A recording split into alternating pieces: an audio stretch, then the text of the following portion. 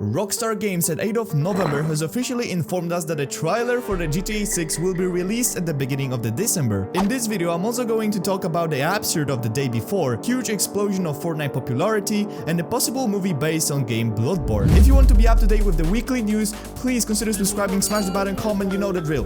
Next month marks the 25th anniversary of Rockstar Games. We are very excited to let you know that in early December, we will release the first trailer for the next Grand Theft Auto, says Rockstar. Jason Schreier, which is the famous insider, wrote in this article that we might expect trailer on the December's Game Awards. By the way, Jason Schreier is also the man that was the first to say that we will have two protagonists in next GTA. It will be one man and one woman, and they will have something like Bonnie and Clyde style relationship. I'm really happy that Rockstar has finally released some nice official info and we don't based on some rumors created by 13-year-old virgins in the basement. It's going to be probably the biggest info and the biggest game announcement of this decade. But it's not going to be as big as the disappointment of people waiting for the day before. Like, you literally got GTA 6 before the day before. If you don't know what is the day before, it's huge MMO survival based in a huge map with huge cities and outskirts, with zombies, cars, explosions, building your own base, and a girlfriend. Don't get too excited. I was kidding. The day before was actually supposed to be released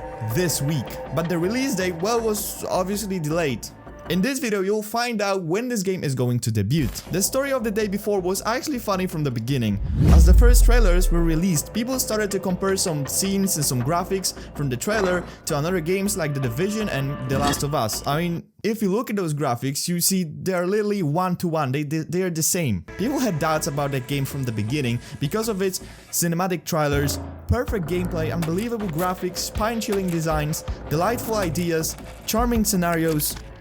Are you following? The game just didn't look like something that might be created by the studio of this amount of employees. It just looks like something that Rockstar could have problems with developing in even a decade or even two.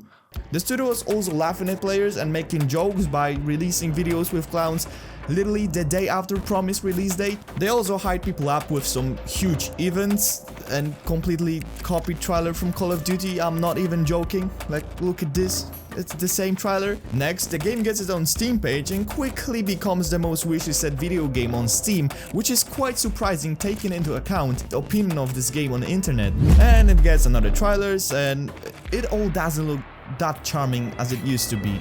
If you compare 2021 trailer with 2023 trailer, you can see huge downgrade of graphics. It definitely also doesn't help the game when the publisher, which is Mytona, is producer of mobile games. Another funny thing about the day before is how they were hyping the gamers up for the showcase that was supposed to be in September. Something unexpected happened, and as you may think, they didn't make it in September. They wrote the showcase will be on 45th September. And guess what? They made a funny joke and they did it on 15th October. Round of applause, everybody. So we were 3 weeks from the release of the day before, and guess what? It got delayed. Devs announced that early access of this game starts December 7th this year. At least I think so, because they didn't write anything about what year. It even might be 2027. I wouldn't be surprised, honestly. In the internet, short 3-minute trailer showed up that says blah blah blah, basically says nothing and is completely boring. Also, the car driving in this game looks kinda like Mario Kart or Payday 2.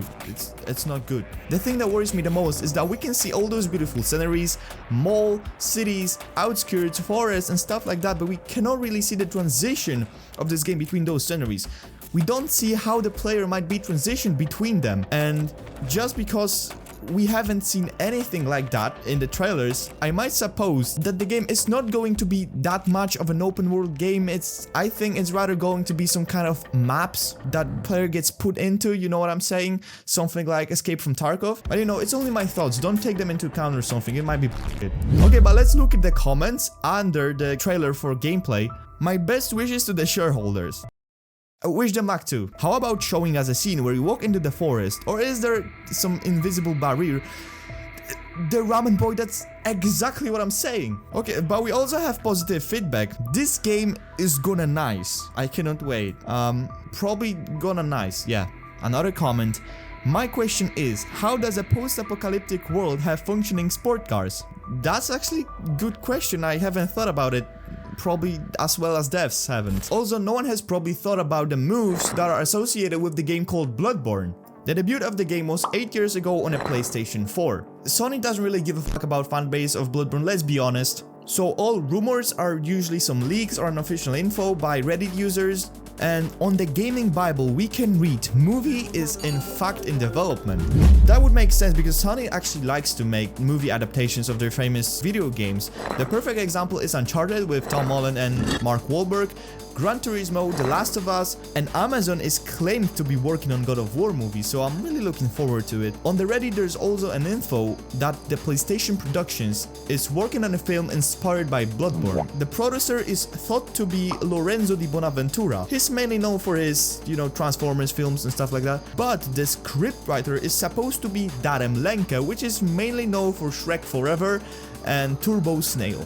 But remember, it's only a rumor, so keep in mind it might be fake. I'm kind of looking forward to it. But I wasn't looking forward to new season of Fortnite because I was never the biggest fan of Fortnite, and I was really happy that the game disappeared from the mainstream. But I need to give it to Epic Games, they really did the best tactic ever. Hit the sentimental side of gamers and restore the old OG Fortnite map. It's a great idea. And if we look at Twitch, we can see Fortnite absolutely smashing the purple platform, and wherever we look we can see our beautiful Fortnite. As user Okami Games says on Twitter, thanks to release of the OG Fortnite map, the game has reached 4 million gamers playing in the same time. It's also not the best results that this monstrosity of a game has reached. The best results was over 6 million players at the same time, so it's shortly saying amazing results. As far as I know, the players didn't really complain about servers and lags and high ping, so well done Epic Games, you were completely prepared for 6 million players at the same time. That's amazing, that's hard to comprehend, bro. Yes, so that was all for today, see you next week, bye!